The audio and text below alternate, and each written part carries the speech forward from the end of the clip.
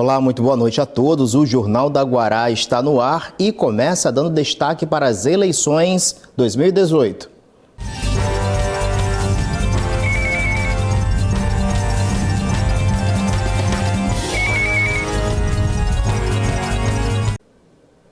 Nesta terça-feira foi realizada a última sessão do TRE do Maranhão, que antecede ao pleito de outubro. O repórter Hugo Reis acompanhou e traz para a gente as informações. Hugo, boa noite. Olá, boa noite, Pascoal, boa noite a todos. Isso mesmo, o Pleno do Tribunal Regional Eleitoral do Maranhão realizou a última sessão da semana para avaliar os embargos impetrados na Justiça para estas eleições. Em conversa com o presidente do TRE, desembargador Ricardo do Ailib, ele destacou o empenho de toda a corte e também dos servidores em limpar as pautas e dar andamento aos casos especiais e graves. Fez ainda um destaque ao número de denúncias feitas pelos canais de comunicação do TRE, alertando sobre o envolvimento e participação da população no processo eleitoral. Cerca de mais de 600 denúncias em todo o Maranhão já foram feitas e estão sendo analisadas. Vale destacar também que todo o sistema da Justiça Eleitoral alerta para os possíveis excessos que, porventura, possam ocorrer. É bom que o cidadão saiba de seus direitos e deveres nestas eleições. Bem, o processo eleitoral acontece no domingo, são mais de 4 milhões de eleitores aptos a votar aqui no estado. Mais de 8 mil policiais e homens das Forças Armadas, que, aliás, vão sair para os 71 municípios do interior para reforçar a segurança já nesta sexta-feira. Segundo o Comando-Geral do Exército, aqui no estado, 600 homens devem fazer esse patrulhamento. Pascoal. Hugo Reis, muito obrigado. Boa noite, até amanhã. Hoje, a Justiça Eleitoral determinou a busca e a apreensão de documentos e de todo o material que estava sendo distribuído contra os candidatos ao Senado, Elisiane Gama, do PPS, e o Everton Rocha, do PDT. A ação resultou na prisão de 4 pessoas. A determinação era de que documentos como notas fiscais e contratos fossem apreendidos. A ação aconteceu no prédio da Gráfica Escolar, a mesma que imprime o jornal Estado do Maranhão, no bairro do São Francisco, responsável pela produção do material que estava sendo entregue ontem. Também foram realizadas no comitê de campanha do candidato Paulo Roberto Pinto Lima, o Carioca, instalado no apartamento dele, no condomínio na Lagoa da Jansen, e ainda no diretório estadual do PRTB, neste edifício, na Avenida Colares Moreira, no bairro do Calhau. Além disso, a Justiça Eleitoral fixou pena de multa no valor de R$50 mil, caso a distribuição do material se repita. Em nota, a Gráfica Escolar disse que atua na confecção de materiais publicitários dos mais diversos clientes e que não cabe à Gráfica Escolar a responsabilidade pelo conteúdo das peças publicitárias confeccionadas em seu parque gráfico. Incumbe somente a obrigação de seguir os trâmites legais, como a emissão de nota fiscal e identificação de CNPJ, conforme determina a lei. A empresa refuta qualquer tentativa espúria de imputação de delito, uma vez que houve a estrita observância das normas legais. Já o candidato Paulo Roberto Oliveira, o Carioca, assumiu a autoria da confecção do material e prestou depoimento na Polícia Federal sobre o assunto, não se manifestando posteriormente. A Secretaria de Segurança Pública baixou uma portaria em que determina a aplicação da lei seca nestas eleições, ficando proibida a venda, o fornecimento e o consumo de bebida alcoólica ou de substâncias de efeitos semelhantes em locais públicos ou de acesso público das 6 da tarde de sábado até a meia-noite de segunda-feira, dia 8. Segundo a Secretaria de Segurança Pública, o descumprimento dessa portaria é crime, com sanções previstas no Código Penal. Já a partir de hoje está proibida a prisão de eleitores, exceto em flagrante. Veja na reportagem de João Carvalho Júnior.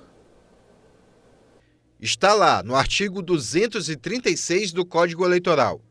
Nenhuma autoridade poderá, desde 5 dias antes e até 48 horas depois do encerramento da eleição, prender ou deter qualquer eleitor. Ou seja, a regra será praticada da terça-feira, dia 2, até a terça-feira, dia 9, 5 da tarde. Fica proibida a prisão de qualquer um eleitor, salvo em algumas situações peculiares, que são os casos de prisões em flagrante, bem como de já existindo a sentença condenatória por crimes inafiançáveis e quando há o desrespeito ao salvo-conduto daquele paciente em sede de habeas corpus.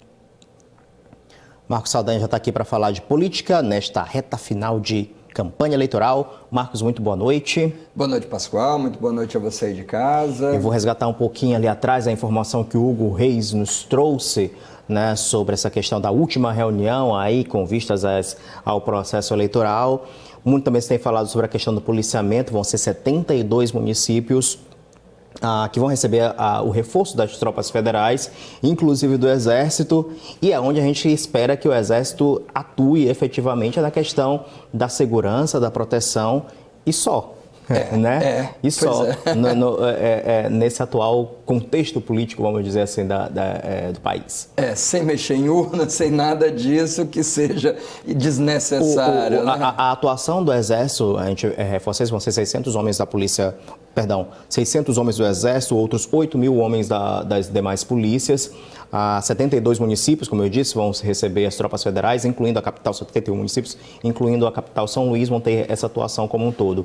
No mais, o processo político eleitoral, a gente diz que está pegando fogo, porque está aí nesses 4 últimos dias que antecedem aí as eleições de domingo. Como é que você está avaliando essa reta final de campanha, Marcos? Pois é, com preocupação no quesito da reflexão que se o eleitor já fez, se o eleitor pretende fazer de fato, pensar esse voto, para além do que ele vê ali do discurso, né, ou da narrativa que é apresentada para ele, né?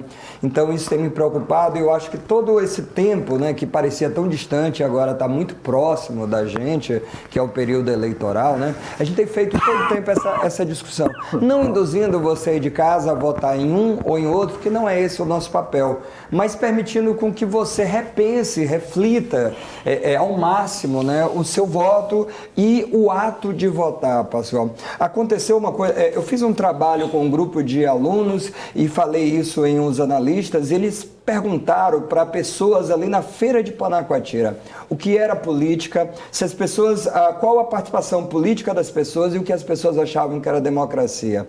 É muito preocupante que as pessoas entendam que política é uma coisa que está ligado só aos políticos e que votar é uma obrigação e não um direito. E que as pessoas não têm um reconhecimento do significado do que seja uma democracia ainda em 2018. Então, isso tem me preocupado muito, quer dizer, as pessoas perceberem o papel que de fato elas exercem e como é o funcionamento das instituições. Esse papel, vamos combinar que de certa forma ele avançou um pouco, sim. Né, no esclarecimento de parte da população sobre isso, mas a grosso modo, realmente a gente pode dizer até de certa forma que o eleitor, que o cidadão muitas vezes é acomodado com a situação, a ponto de não reivindicar ou esperar que os outros reivindiquem por eles ou tomem decisões por ele. Pois é, e às vezes até esperar que o candidato resolva problemas que não cabe a ele resolver, ou que cabe a ele resolver, mas ele não pode resolver, por exemplo, através de um decreto.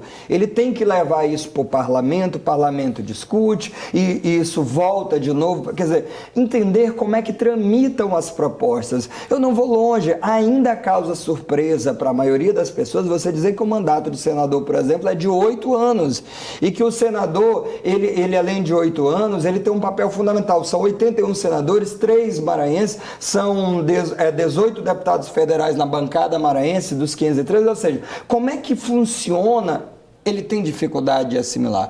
E acompanhar a política, me parece que é feita, a coisa é feita de uma forma para que as pessoas tenham essa dificuldade. O que os meus alunos mais retrataram professor, existe uma rejeição enorme. Quando dizíamos que a enquete seria sobre política, as pessoas diziam, não quero falar sobre isso. E existe aquela máxima que a gente aqui tem contrariado sempre, né? Que política não se discute. Onde se criou esse mito de que política a associação, a questão da política partidária, a política eleitoral. Então as pessoas associam diretamente, boa parte delas, vamos falar de política, vamos falar então de candidato, vamos falar de voto. Não necessariamente, não é isso. Quer dizer, não necessariamente participar da política significa simplesmente votar. Quer dizer, é uma questão mais ampla e, infelizmente, as pessoas elas não se sentem incluídas nesse debate. Então, eu acho que se há uma mudança, uma revolução a ser feita, ela é nesse aspecto. Se há um empoderamento a ser feito, é nesse, e não o inverso. E não alguém que tire essa possibilidade porque isso pareça um fardo para a pessoa. Eu acho que a gente tem que caminhar no sentido oposto, quer dizer, é de entender que é nesse jogo que a coisa há de se construir e que há um elo fraco que pode, por ser até maioria, se fortalecer e não entregar, não, isso aqui está muito ruim, entrega para alguém fazer. Eu acho que, sabe aquela coisa de dar para o síndico e dizer, resolve aí, eu fico bem aqui falando de você, mas desde que você resolve eu não tenho obrigação com nada. Até porque não se trata de uma obrigação, se trata de um direito que se lutou muito para ter. Então é isso que a gente espera. Então todo debate é bem-vindo, toda sabatina é bem-vindo, toda análise é bem-vindo, pensar, e eu sei que dá trabalho. O eleitor tem que trabalhar, tem que defender o pão nosso de cada dia e ainda tem durante as eleições que incluir na sua pauta do dia a dia uma série de questões ligadas à política. Sei que não é fácil, tem que ter, mas né? Faz parte. Isso é participar da política, ainda que não seja fazer política no sentido partidário, mas ainda assim ter esse discernimento. Quer dizer, você na sua casa, você na sua rua, você na sua comunidade pode ser um elemento de diferença. E eu acho que nesses momentos sombrios, qualquer pessoa que realmente faça a diferença com esclarecimento e não compartilhando aqueles fakes no WhatsApp, que a gente está vendo isso muito forte também. As pessoas estão disseminando, existem robôs fazendo isso e as pessoas estão tomando aquilo como verdade. Isso não é legal. Verdade. O Marcos, agora olha só essa história que a Mariana Dias vai contar pra gente, que ainda está repercutindo muito, é uma polêmica sobre a posse do suplente do vereador Marcelo Poeta. Hoje, o primeiro suplente, né, assumiu a vaga que já havia sido assumida pelo segundo suplente. É uma história meio maluca, nós vamos entender essa história então com a repórter Mariana Dias, que traz as informações. Ô Mari, muito boa noite para você. Essa vaga está disputada, hein? Disputadíssima, Pascoal. Boa noite a você, ao Marcos Saldanha também aí no estúdio e a todos. Bom, vou tentar resumir esse caso. No dia 24 de setembro, o vereador Batista Matos foi empossado aqui na Câmara Municipal no lugar do vereador Marcelo Poeta, do PCdoB, que tirou uma licença sem vencimento. 7 dias depois, na sessão do dia 1º de outubro, a Câmara tornou sem efeito a ata que deu posse ao vereador. E o porquê disso? Simplesmente porque ele não era o primeiro nessa lista sucessória. Ele é o segundo suplente da coligação São Luís de Todos Nós, que elegeu Marcelo Poeta. O primeiro suplente é o Romeu Amin, que estava ocupando o cargo de secretário municipal de Esporte e Lazer, mas tomou posse no lugar de Batista Matos. E nesse caso, posse de fato e de direito, mesmo ocupando o cargo de secretário municipal. Bom, o procurador da Câmara, Samuel Melo, declarou que houve, abre aspas, um lapso na convocação, por isso anulam-se os atos praticados com os votos do suplente Batista, fecha aspas. O novo vereador, Romeu Amin, falou da satisfação em integrar o parlamento, mas também frisou que não deverá permanecer por muito tempo no Legislativo Municipal. Irá se licenciar para retornar ao cargo na secretaria, enquanto a licença do vereador Marcelo Poeta é de 121 dias. Será que vão chamar novamente o segundo suplente, Pascoal e Marcos? Eu volto com vocês aí no estúdio. Mariana, obrigado, boa noite, até amanhã. Marcos, rapidamente, olha só, assumiu, Marcelo Poeta venceu a eleição, assumiu, teve que se afastar, entrou Batista Matos, entrou agora me foge o nome dele, Romeu Amin, que com a Mariana acabou de trazer aqui a informação, e ele disse que já vai sair. Por que então que ele entrou? Qual é a necessidade disso? Coisas da Câmara Municipal de São Luís. E olha que o Batista é candidato, inclusive, né? Disputa o pleito, mas, enfim. Você vê essa dificuldade que a Câmara Municipal tem há bastante tempo, né? É um parlamento que a gente sabe que é necessário, mas que precisa melhorar muito nesse aspecto. E por mais que a Câmara tenha admitido um equívoco na convocação, nós nos equivocamos, mas, enfim, se o cidadão já é secretário municipal, municipal, para que ele precisa sair para tomar posse, para dizer que vai sair depois de novo? É desnecessário, né? Pois é. Infelizmente a nossa política admite isso. Mas pois é. Então é isso que a gente fala, né? Dá para repensar essas coisas todas, porque isso afasta o cidadão da pauta política, o que a gente quer é trazer ele, né? Então é por aí também, né? Os políticos também têm sua parte, né? Tá bom, obrigado, Marcos. Boa noite. Boa noite. A seguir, Ministério Público exige da Prefeitura de São Luís asfaltamento em unidades da cidade operária. E ainda, as cores e a magia do circo em São Luís durante um festival. É logo após o intervalo.